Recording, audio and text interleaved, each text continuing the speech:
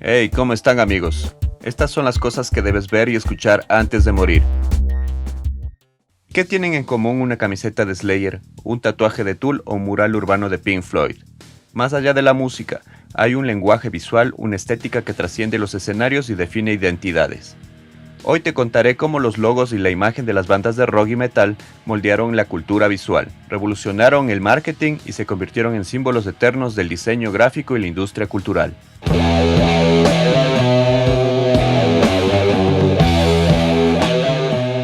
Desde los años 70, el logo de una banda no solo era un nombre estilizado.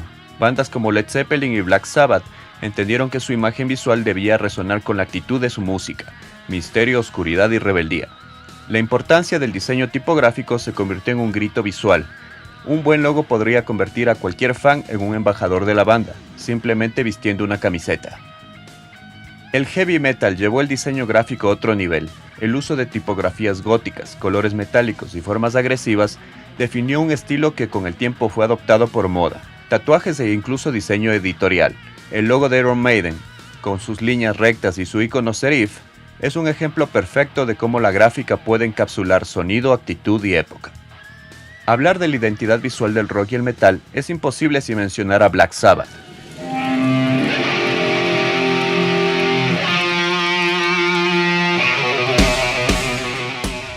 Reconocidos como los padres del heavy metal, más allá de los riffs oscuros y las letras apocalípticas, hay una influencia que moldeó su esencia desde el principio: el cine. En 1969 la banda aún se llamaba Earth, la cual tenía poca relevancia en los circuitos locales de Birmingham. Cansados de la apatía de la poca gente que asistía a estos eventos, tuvieron la necesidad de buscar algo que los diferencie de otras bandas que tocaban en la época. Un día, por destino o por un chispazo de algo que ocurría frente a ellos, Tony Iommi, Ozzy Osbourne, Geezer Butler y Bill Ward notaron algo curioso.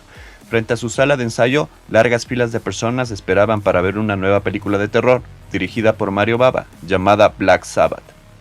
Butler, fascinado por la conexión entre el miedo y el entretenimiento, se preguntó: ¿por qué la gente paga para asustarse? ¿Por qué no hacer música que cause el mismo impacto de una película de terror? Esas preguntas fueron el detonante, sin imaginarse lo grande que sería esta idea. De esta manera nació el ente de 4 cabezas que revolucionó la industria. Como nombre y como concepto, la banda cambió su nombre a Black Sabbath y redefinió su creación hacia algo más siniestro, pesado y cinematográfico. Tuve una sensación muy extraña esa noche. Me desperté de repente y había una figura negra al pie de mi cama. Un par de días después se nos ocurrió nuestra primera canción, Black Sabbath. Este nuevo concepto convirtió a su música en un guión sonoro que pintaba paisajes desoladores y tétricos. Técnicamente hablando, los hipnóticos grooves de la batería de Bill, inspirados por el jazz y el blues, mantenían el tempo y la tensión de un apocalipsis y caos inminente, como si fueran ritmos del lado más oculto del ser humano. En conjunto con los poderosos riffs, inspirados en el tritono de Iommi y Butler, conjugaban una vibra de lo que muchos llamarían con el paso del tiempo música satánica, la esencia de su éxito artístico y conceptual. Cabe mencionar que musicalmente hablando, el uso del tritono en el ámbito popular se le llama el intervalo del diablo, debido a su sonido disonante y tensionante. Históricamente, estos intervalos de 3 notas, de fa a si y 6 semitonos que los componen, ejecutados dan la sensación de algo negativo, al diablo sin música, dándole esa mística y creando ese mito del mal.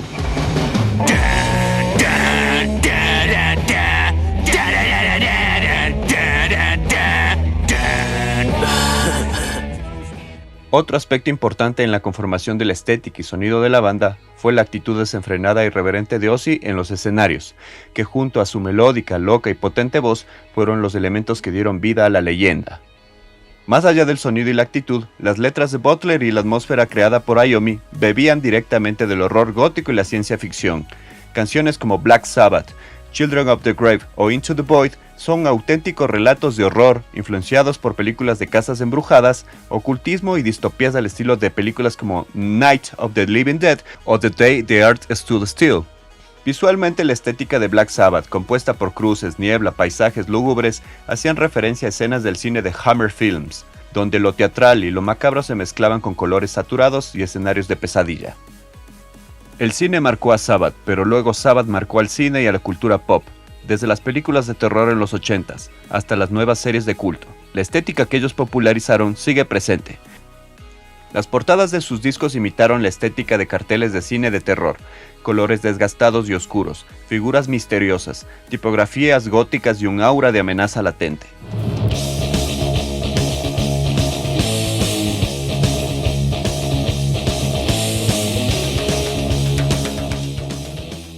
El diseño gráfico de Sabbath creó un lenguaje visual que luego copiaría miles de bandas. Logotipos con serifas rotas, símbolos ocultistas y un minimalismo oscuro que lo decía todo sin palabras. Por otro lado, en el marketing fue el pionero en usar el miedo y lo prohibido como atractivo comercial. Lo que antes era tabú, el ocultismo, la muerte, las críticas a la guerra, se convirtieron en su marca registrada. Sabbath no solo vendía discos, vendía una atmósfera, una experiencia, un concepto visual que inspiró a generaciones de artistas y diseñadores gráficos a explorar lo macabro, lo oculto y lo contracultural como ejes estéticos. El metal como blueprint visual y sonoro.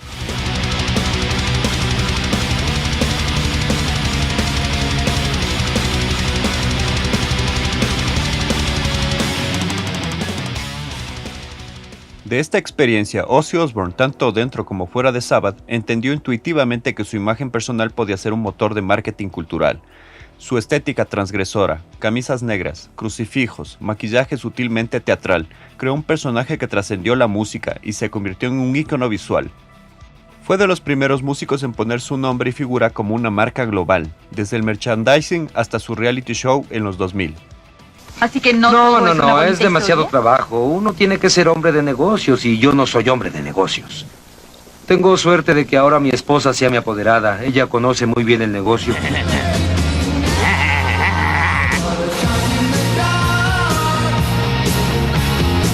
Whoa, that was cool. Yeah, that's cool. Paradójicamente, el rock y el metal, géneros que predican el antisistema, fueron pioneros en marketing de culto. El logo se convirtió en statement, más allá de la música. Marcas de ropa, patinetas, pósters de cine, todos comenzaron a integrar la estética metalera en sus productos.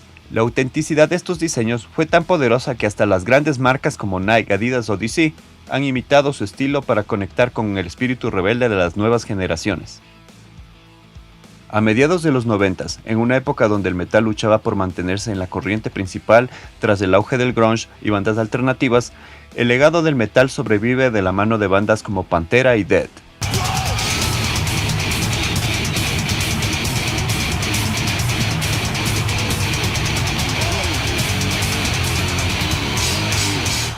En este contexto, en 1996, Sharon Osbourne creó el Ozzfest, como respuesta al rechazo de los festivales tradicionales de la época a incluir a Ozzy en sus carteleras. Lo mismo les ocurría a las bandas de metal emergentes. De esta manera, lo que comenzó como una gira independiente se transformó en el escenario soñado para una nueva camada de bandas pesadas. El fenómeno musical que provocó fue un caso de estudio en marketing cultural, desde el diseño de su imagen visual hasta su agresiva estrategia de merchandising. El festival demostró cómo el metal podía venderse de forma masiva sin perder autenticidad. A diferencia de otros festivales, Ozzfest apostó por la diversidad sonora dentro del metal. El festival revivió la carrera de Ozzy como figura icónica.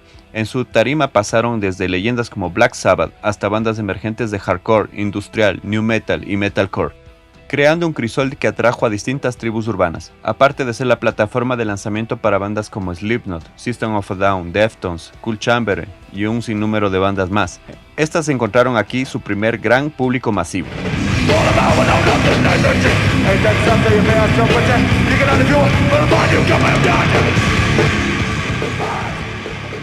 Mientras otros festivales dependían de grandes corporaciones, Ozzfest mostró que la autogestión era posible y rentable.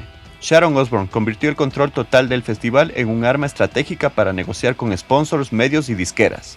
La marca Ozzfest no se limitó a conciertos, fue una experiencia de marca total. Lanzaron compilaciones de discos, documentales, videojuegos y colaboraciones con marcas urbanas. El metal dejó de ser un nicho marginal y se transformó en un producto de consumo juvenil global. El legado del Ozzfest se extiende más allá de sus ediciones. Inspiró a festivales como el Mayhem Fest, Download y el Knotfest. Las bandas que crecieron en sus escenarios siguen liderando la escena metalera global.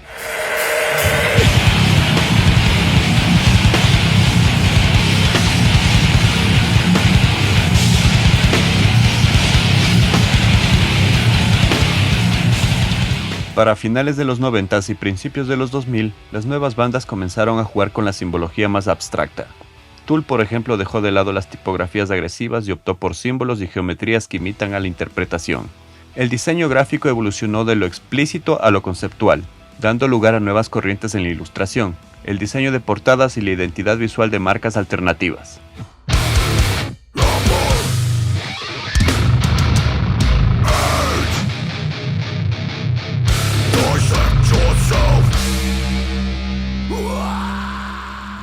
Hoy, los logos de las bandas no solo viven en camisetas y discos, circulan en memes, NFTs, campañas de festivales y redes sociales. El hazlo tú mismo de los años 80 se transformó en el fan art digital, y la estética cruda de los fanzines ahora es un lenguaje gráfico de moda en branding y en marketing digital. El logo de una banda de rock o metal es más que diseño, es un acto de comunicación, un emblema de pertenencia. Su influencia en la cultura visual ha traspasado generaciones y disciplinas, enseñándonos que el diseño gráfico más poderoso es aquel que conecta con una emoción colectiva. Que descanse en paz el príncipe de la oscuridad y su legado. Suscríbete al canal para más reseñas, y déjame tus impresiones en la caja de comentarios.